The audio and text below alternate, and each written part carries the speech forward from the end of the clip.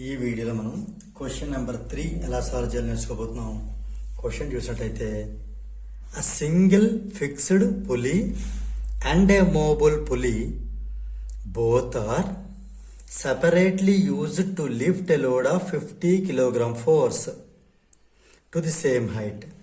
Compare the efforts applied in an ideal situation.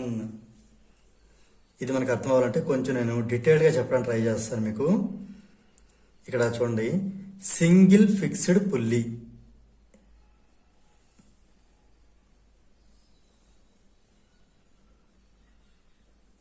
ఇది ఎలా ఉంటుంది? ఇది ఒక రిజిడ్ సపోర్ట్ ఉంటుంది. ఇలాగూ రిజిడ్ సపోర్ట్ నుంచి ఒక హుక్ ఇలా పెట్టి, దీన్ని రివర్స్లో ఇంకో హుక్ ఇలా పెట్టి, ఇక్కడ మనం ఒక ఫ్రేమ్ తీసుకుని ఈ ఫ్రేమ్ యొక్క ఈ పాయింట్ని సెంటర్ ఆఫ్ ది పుల్లీ వచ్చేలాగు ఇలా తీసుకుని, ఇక్కడ రోప్, నేను మీకు పెన్ మారుస్తాను. ఇక్కడ ఈ రోప్ అనేది ఇలా తిరిగి ఇలా వేస్తాం. ఇది రోప్. అంటే ఇక్కడ మనకి లోడ్ ఉంటుంది, ఇది లోడ్, ఇటు మనం పెట్టేది ఎఫర్ట్. రెంట్లో కూడా టెన్షన్ పైకే ఉంటుంది, టెన్షన్ ఆఫ్ ది స్ట్రింగ్ ఇప్పుడు పైన ఉంటుంది. ఇది సింగిల్ ఫిక్స్డ్ పుల్లీ. దీంట్లో మనకి ఈ టీ అనేది ఈ ఎల్కి చెందినటువంటి టీ అనమాట. ఈ లోడ్ని లాగడానికి పనిచేసే టెన్షన్. అందువల్ల ఈ సిచ్యువేషన్ మనకి ఎల్ అనేది టీ అవుతుంది. ఈ టీ అనేది ఇక్కడ ఎఫర్ట్, అంటే ఈ టెన్షన్ ఎఫర్ట్ చెందింది, అంటే ఈ ఈజ్ ఈక్వల్ కూడా టీ అవుతుంది. ఈ రెండు కంపేర్ చేస్తే మనకి మొత్తం మీద ఈ అండ్ ఎల్ రెండు సేమ్ అవుతాయి. ఇది మనకు రావాల్సిన కన్క్లూజన్. మనం అబ్జర్వ్ చేయాల్సింది ఇది. అంటే మనం పెట్టిన ఎఫర్టే మనకి పైకి వచ్చేటటువంటి లోడ్. ఇది సింగిల్ ఫిక్స్డ్ పుల్లీలో. అదే మరి మూవబుల్ పుల్లీలో ఏమవుతుంది చూద్దాం. మూవబుల్ పుల్లీ ఎలా డ్రా చేయాలి? దీన్ని మనకి ఒక రిజిడ్ సపోర్ట్ ఉంటుంది. అయితే ఇక్కడ మనకి పుల్లీ ఇలా డౌన్లో ఉంటుంది అనమాట. ఇక్కడ లోడ్ ఉంటుంది, ఇది లోడ్. మీకు రోప్ చూపిస్తాను. ఈ రోప్ అనేది ఇలా వచ్చి ఇక్కడి నుంచి ఇది ఇలా దీంట్లోంచి ఇలా తిరిగి ఇలా పైకి ఉంటుంది. ఇది ఇప్పుడు మిగతా డైరెక్షన్స్ చూద్దాం. మనం ఇప్పుడు ఇక్కడ మనకి టెన్షన్ అనేది ఇలా పైకే ఉంటుంది, ఇక్కడ కూడా టెన్షన్ పైకే ఉంటుంది. అయితే ఇక్కడ ఎఫర్ట్ కూడా పైకే ఉంటుంది, డైరెక్షన్ ఈ డైరెక్షన్ కూడా పైకే ఉంటుంది. ఇది మనం పైనుంచి లాగుతున్నాం అన్నమాట. ఇక్కడ పైనుంచి మనం పుల్ చేస్తున్నాం. ఇక్కడ మనకి ఇది మూవబుల్ పుల్లీ. ఓకే, ఇక్కడ అబ్జర్వ్ చేసే విషయం ఏంటంటే ఈ లోడ్ని లాగాలంటే ఈ టెన్షన్ పనిచేస్తుంది, ఈ టెన్షన్ పనిచేస్తుంది. అంటే ఇక్కడ లోడ్కి 2 టీలు వర్క్ చేస్తున్నాయి. అంటే లోడ్ అనేది 2T, కానీ ఎఫర్ట్ కేసు మాత్రం ఒకటే టెన్షన్ ఉంది.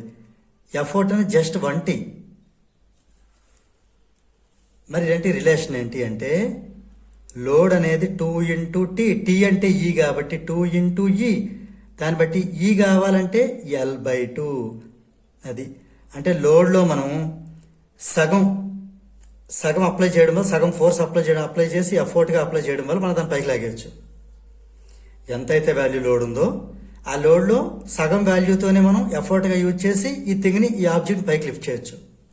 ఇక్కడ ఎంతైతే లోడ్ ఉందో అంత ఎఫర్ట్ని అప్లై చేయాల్సి ఉంటుంది.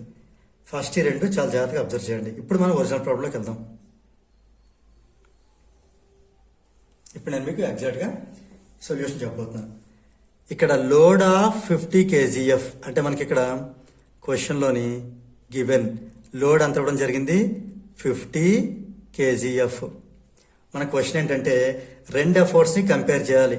అంటే ఎఫర్ట్, ఈ for effort in single fixed pulley, effort in single fixed pulley, ఈ ఎఫర్ట్కి effort in movable pulley.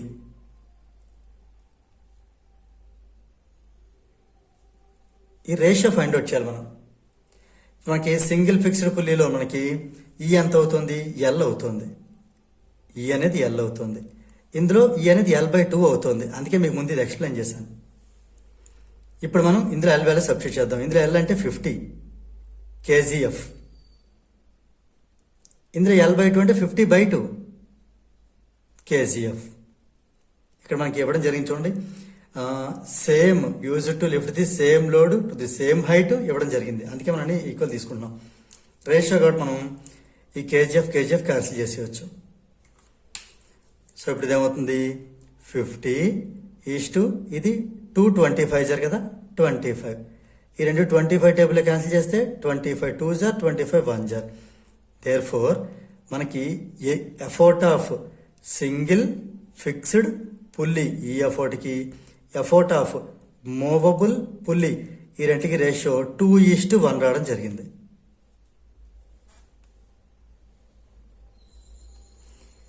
So required ratio 2:1. So దీంతో మనకి ఈ క్వశ్చన్ నెంబర్ 3 అనేది కంప్లీట్ అయింది.